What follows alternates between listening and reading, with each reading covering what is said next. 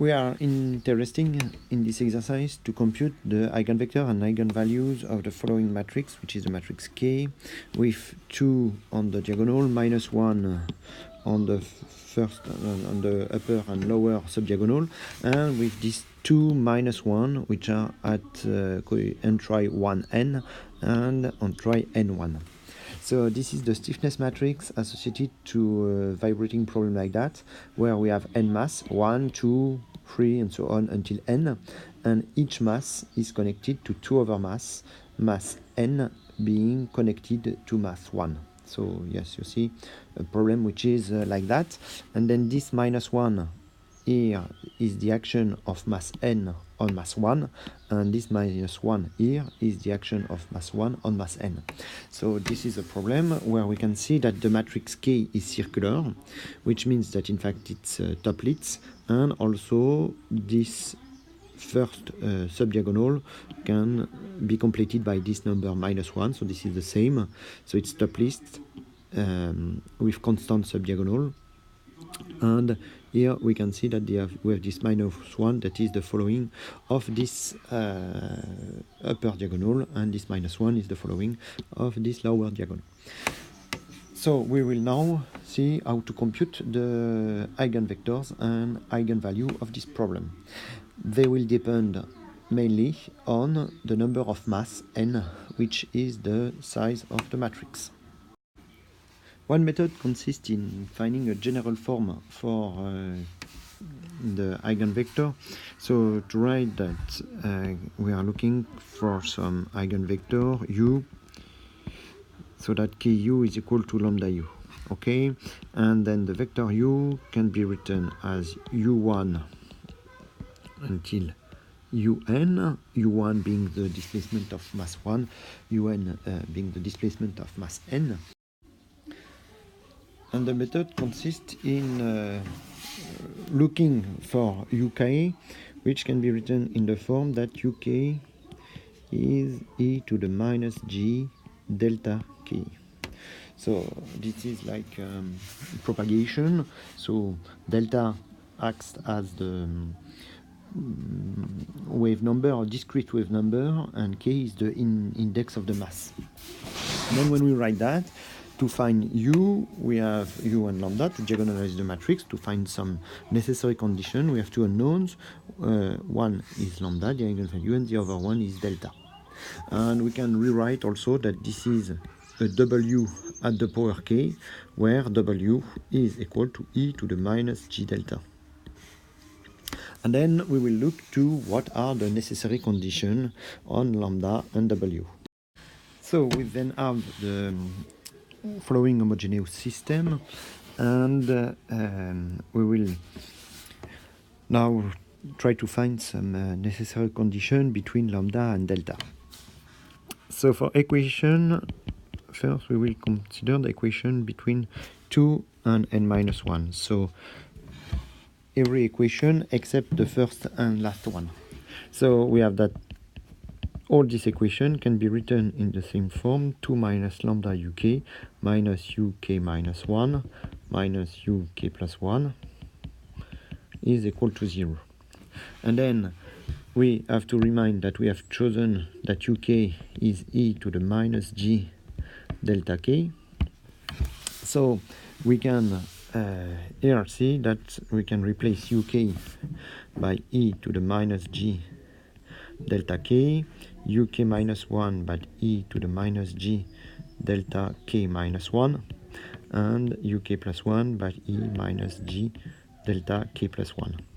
And here we can now simplify the expression by multiplying everything by e to the g delta k, and then it will cancel this term here and all the terms relative to k here and here.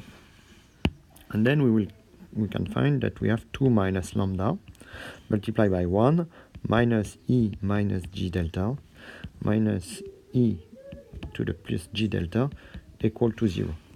And then this is equal to, yes, with this minus, so minus 2 cosine of delta.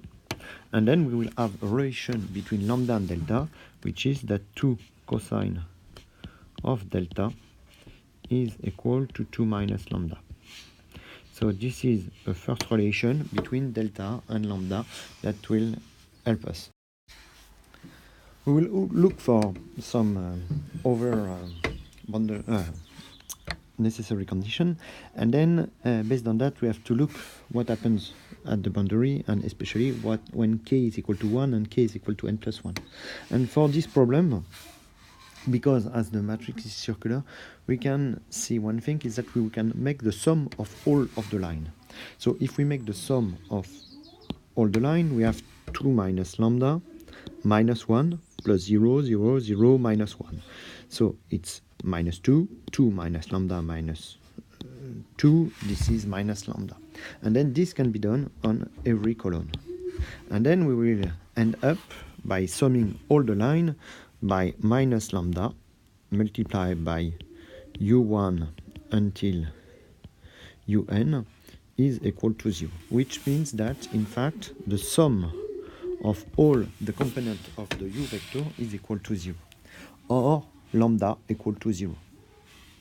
So we have these two conditions, either on first case lambda is equal to 0, or the sum u1 plus u2 until un is equal to 0. Let's consider the case where lambda is equal to 0. So we have the previous solution, which is that 2 minus lambda is equal to 2 cosine of delta. So when lambda is equal to 0, we then have that cosine of delta equal to 1. So this means that delta is 2 pi multiplied by some integer number, so I don't call it key, but this 2 pi delta is in 2 pi z. So when delta is in 2 pi z, in fact cosine delta is equal to 0, but also here we see that we have e to the minus g 2 pi times some number re-multiplied by k. So this means that in fact uk is equal to 1. So this means that in fact for each k, uk is equal to 1, so this is the constant vector equal to 1, which we can see by replacing just lambda by 0, 2 minus 1 minus 1, so if all the components are the same, 2u1 minus u2 minus un is equal to 0, and so on. So this is the first case. When lambda is equal to 0, we then have that uk is equal to 1. This is in fact the constant rigid body mode where all the mass have the same displacement. So we have now solved the case for which lambda is equal to 0, and then we will consider the case where lambda is not equal to 0, but we have that the sum of the un equal to 0. We are now considering the second case, and we see that we can rewrite that this is the sum of a geometric sequence, because we have the sum for k equal 1 until n of w at the power k equal to 0, and then we can rewrite this by making a factorization by w and a sum starting from 0 until n minus 1 of w at the power k 0, and we know that this is just the sum 1 minus w at the power n divided by 1 minus w. Then this is equal to 0, and then we have two solutions for that. Either w is equal to 0, or w at the power n is equal to 1. W at the power n is equal to 1. We just can check that this is always different from 0, because in fact if this is different from 0, we are in the previous case, because w is equal to 1 and then all the uk are equal to 1. So when w is equal to 0, this means that the uk is equal to 0, so this is not it is not a valid condition, and then for that we see that w at the power n equal to 1, which means that w is one of the nth roots of the unity.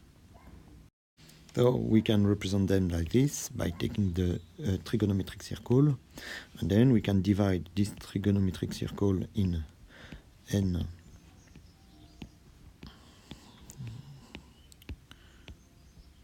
and then we will find the all the possible value for W.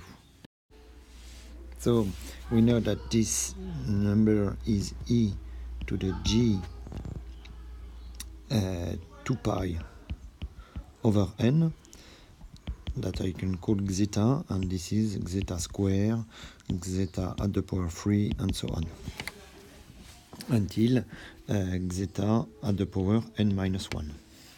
And this number, which is just 1, is also equal to zeta at the power 0 or zeta at the power n, which is in fact both equal to 1.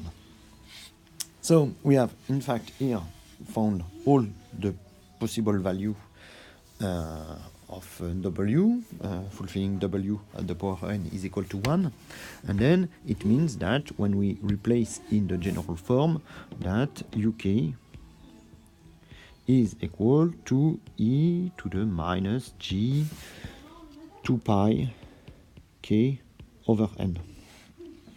And then we will find here the general form for the eigenvector UK directly.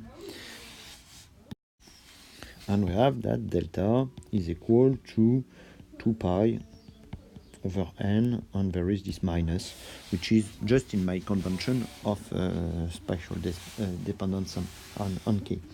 So we have found delta, and then to find lambda, so this is the eigenvector, and to find lambda we will use 2 minus lambda, which is equal to 2 cosine of delta. Now we know delta, and then lambda is equal to 2 factor the 1 minus cosine of 2 pi over n. And then we have the eigenvalue lambda of the matrix. And then, so this is only necessary condition, and then we have to count, do we have enough eigenvalue and eigenvector for the matrix to be diagonalized. And this is the case because we have n minus 1 roots of the unity plus this one, and this one corresponds exactly because we are in the case that where W is equal to 1 exactly, and then in the case where W is equal to 1, this is the case that we have studied before, for which lambda equal to 0. Then we have here all the eigenvalue, so this is lambda n, and this is UKN, so this is the nth eigenvector of my matrix.